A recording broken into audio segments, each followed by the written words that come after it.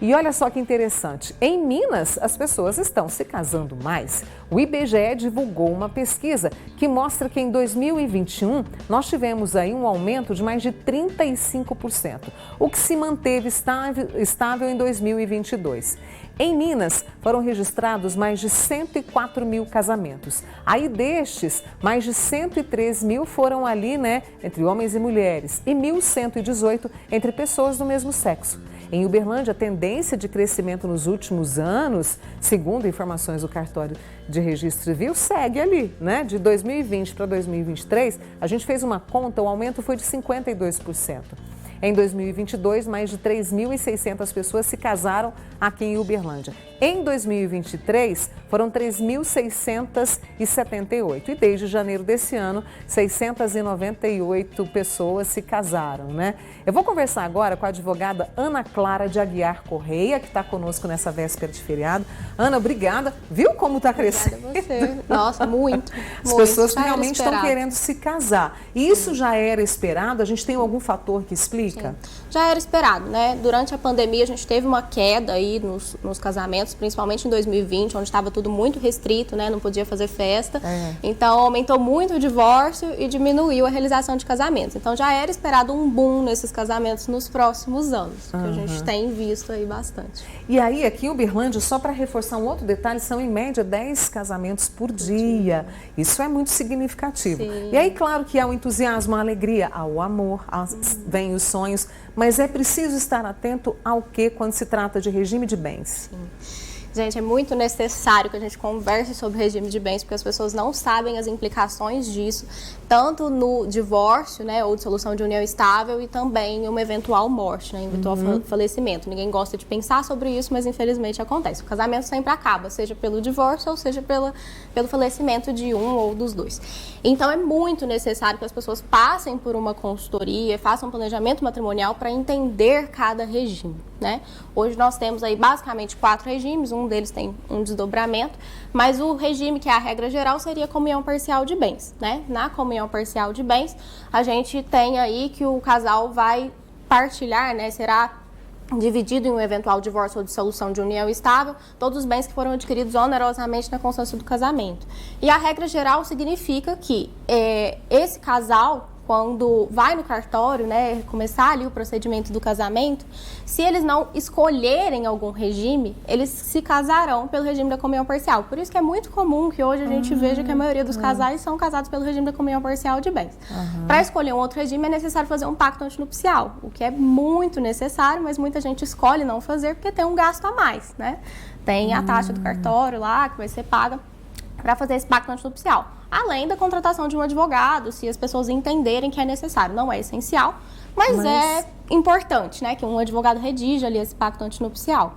Então, a gente tem aí que a maioria das pessoas acabam casando pelo regime da comunhão parcial por ficar mais barato. E essa comunhão parcial de bens, o que eu vejo também que as pessoas têm dúvida em relação, por exemplo, é o que se você constrói a partir daquele momento que você está vivendo sob o mesmo teto, E vem a questão da herança, porque um ou os dois podem ter ali uma herança. Isso entra na comunhão parcial, Ana Clara? Não entra. Nem doação, nem herança não entra na comunhão parcial, E nem os bens adquiridos ali anteriores ao casamento, Todo regime a gente tem algumas exceções ao que seria a regra. A gente tem esses regimes, que a lei prevê, a regime de comunhão parcial de bens. E no caso, assim, se o casal quiser colocar algo mais, entra no pacto nupcial ou em outro momento? Algum outro detalhe que eles queiram colocar? Tá.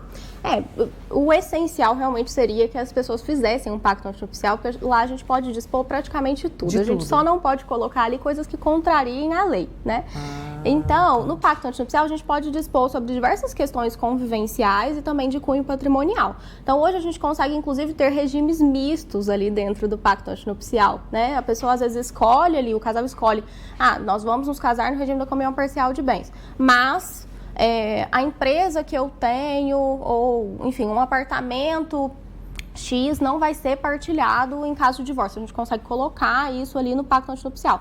Além de outras questões. Hoje em dia está muito comum as pessoas fazerem pacto antinupcial para estabelecer indenização em caso de infidelidade conjugal. Então já coloca ali no pacto antinupcial que caso algum dos dois traia, o outro vai ter uma indenização. Pagar uma indenização, Isso, né? Isso. E aí, no caso, isso leva tempo? Você falou, por exemplo, do pacto antinupcial, ele... Pré-nupcial, né? É antinupcial. É antinupcial mesmo. Ele leva um tempo para ser feito, quem escolhe isso? Sim, leva um tempo. Como eu disse, não é essencial, não é necessário que tenha um advogado fazendo o pacto antinupcial. As pessoas podem ir até o cartório de notas e fazer o pacto antinupcial. Tudo que é em cartório é mais rápido, do que na justiça, né? Você está pagando, aí agenda um dia, enfim. Vai lá e resolve tudo. É bem tranquilo, bem rápido, né? Mas o mais bacana mesmo seria que as pessoas procurassem um advogado especialista em direito de família, passassem por uma consultoria para entender todos os regimes, escolher um regime e entender também tudo que pode ser colocado no pacto antinupcial e para o advogado escrever aquele pacto antinupcial e acompanhar ali no cartório no momento da assinatura. Aí depois tem que colocar esse pacto, né, leva até o cartório de registro civil para constar ali na certidão de casamento. Ana Clara, e a união estável, o que é diferenciado? Se uma pessoa está morando 5, 6 anos, 2 anos, isso já caracteriza a união estável? Eu preciso estabelecer isso conforme a lei? Como é que é quando se trata de união estável? A união estável é uma união de fato. Para configurar a união estável, a gente tem que observar alguns requisitos. Se ela é uma união pública, contínua, duradoura e com o intuito de constituir família. Tá?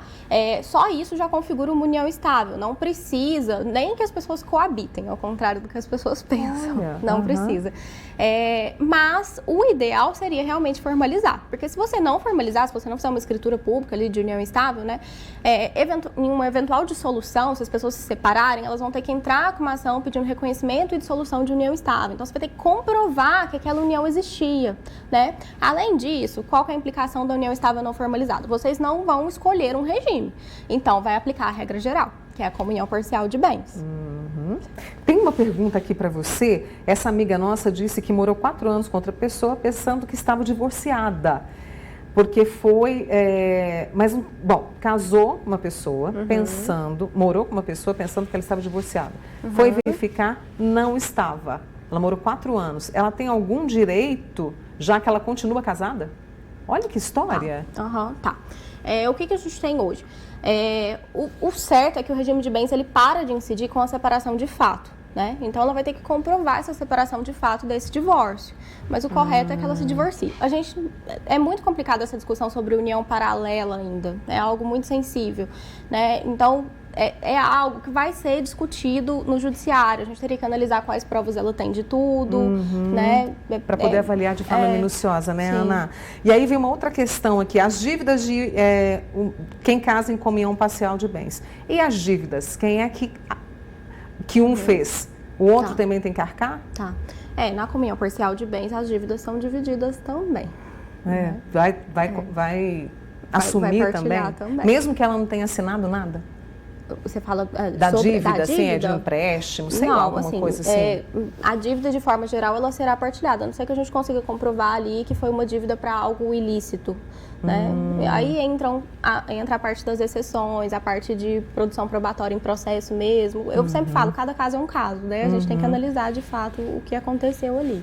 O importante vai planejar o casamento, já verifica tudo para que tudo fique mais tranquilo, caso haja algum imprevisto como esse, de separação ou de morte. É isso que é importante para não ter dor de cabeça e da forma mais civilizada possível, né, Ana? Exatamente. Eu sempre falo, gente, o combinado não sai caro. Exatamente. E quando você combina isso em um momento de amor e não um momento de desgaste, de raiva, né? Enfim, as coisas ficam muito mais tranquilas lá na frente, caso algo aconteça.